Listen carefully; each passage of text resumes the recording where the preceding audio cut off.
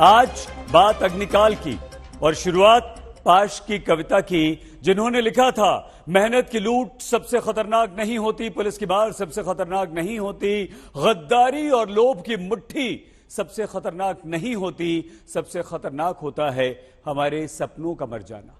क्या हमारे देश में सेना भर्ती की नई स्कीम अग्निपथ के आने के बाद कई राज्यों में विरोध प्रदर्शन का यही कारण है?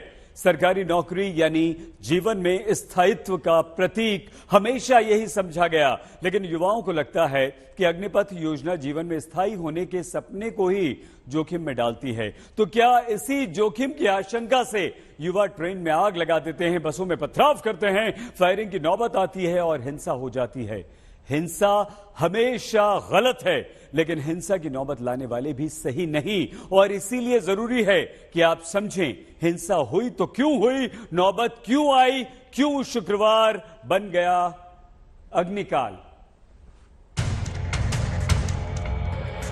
जिस ट्रेन से देश का नागरिक सफर करता है, उसी ट्रेन की बोगी धधक रही है, धुआं निकल रहा है। सेना में 4 साल की भर्ती वाली नई योजना के खिलाफ तीसरे दिन भी आंदोलन हुआ, इस बार ज्यादा हिंसक हुआ। 11 स्टेशन की तस्वीर है, यहाँ 4 बोगियों में आग लगा दी। यहीं पर आज तक संवाददाता रोहित सिंह मौजूद हैं, उन्हें सुनिए। हंगामा नहीं रहा, एक तरीके से आप कह सकते हैं हिंसा पूरी जगह जबरदस्त भड़की हुई है। बिहार में तकरीबन 1 दर्जन से भी ज्यादा जिलों में जो है हंगामा हो रहा है। कल हमने देखा ट्रेनों में आग लगाई गई थी गोपालगंज, कैमूर और छपरा में, और आज भी समस्तीपुर और यहाँ आरा के कुल्हड़िया रेलवे स्टेशन जो है वो आप देख सकते हैं किस तरीके से धू धू करके यहाँ पर ये बोगियां जो है वो जल रही है। देश में शुक्रवार को दिन भर ये चर्चा शुरू हुई कि विरोध का अधिकार है, सार्वजनिक संपत्ति को नुकसान पहुंचाना गलत।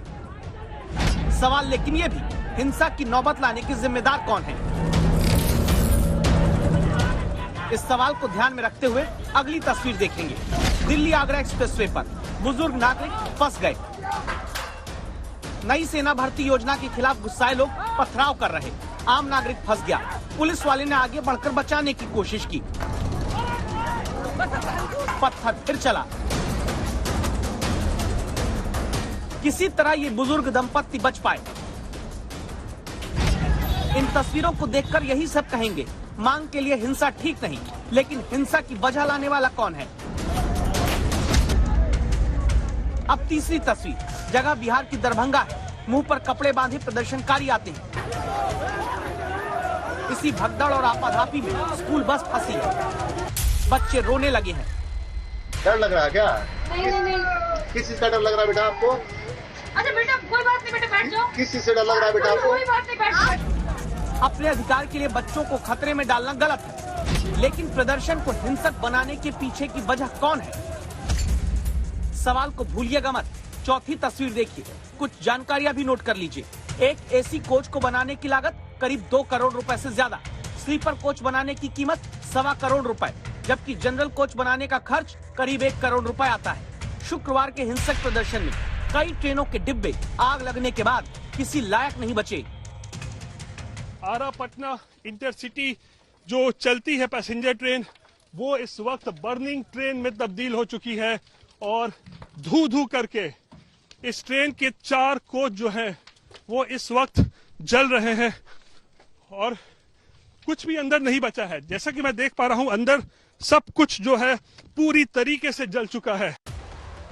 इन तस्वीरों को देखकर भी यही चर्चा आम हुई, जनता के टैक्स से तैयार होने वाली ट्रेन ही प्रदर्शनकारियों ने क्यों फूंक दी? 4 तस्वीरों को देखने के बाद 2 पक्ष हैं।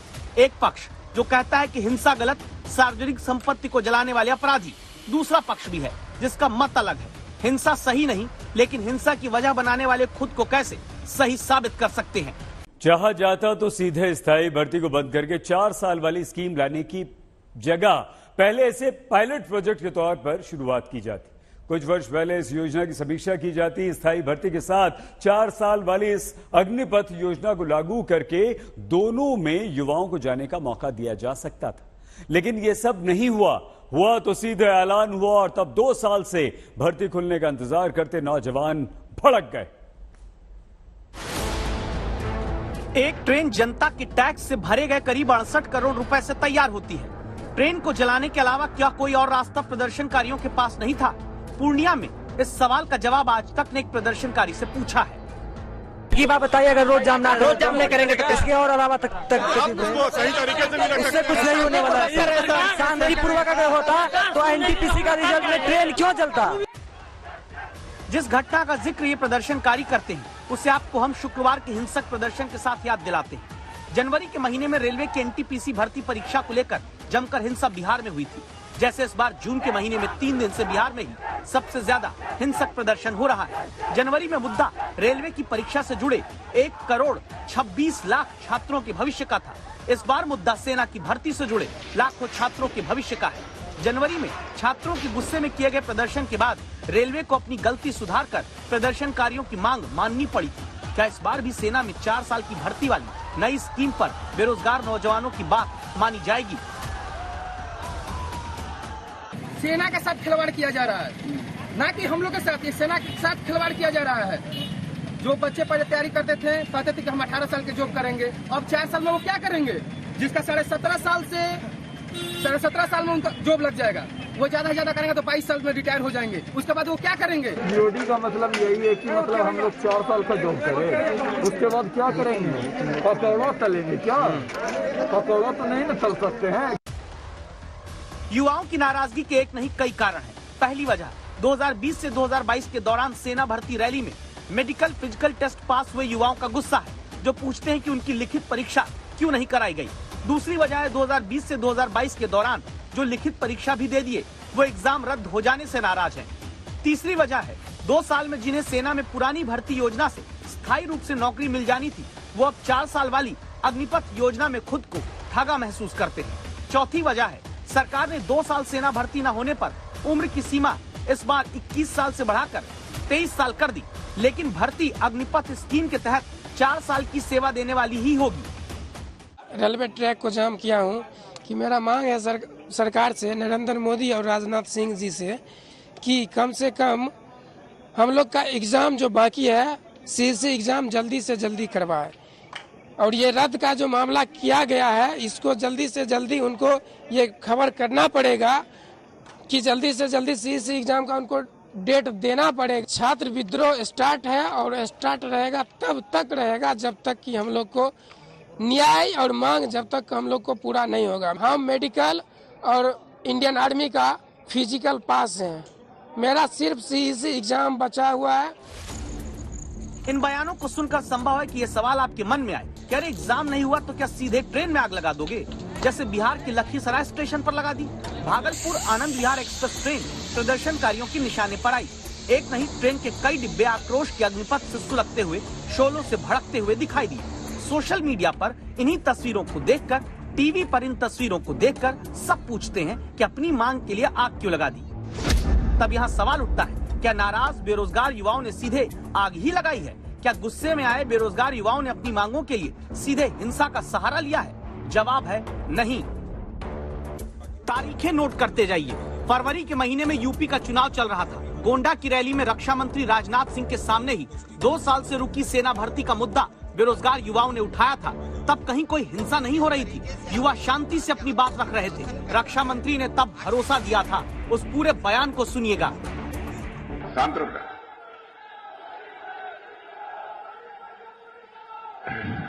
क्या सेना भर्ती चालू हो? अच्छा, होगी होगी होगी होगी होगी होगी होगी होगी होगी हाँ होगी होगी होगी होगी, चिंता मत। अरे भाई होगी, सुन जाओ। राजनाथ सिंह ने फरवरी में भरोसा दिया, लेकिन फिर कुछ नहीं हुआ।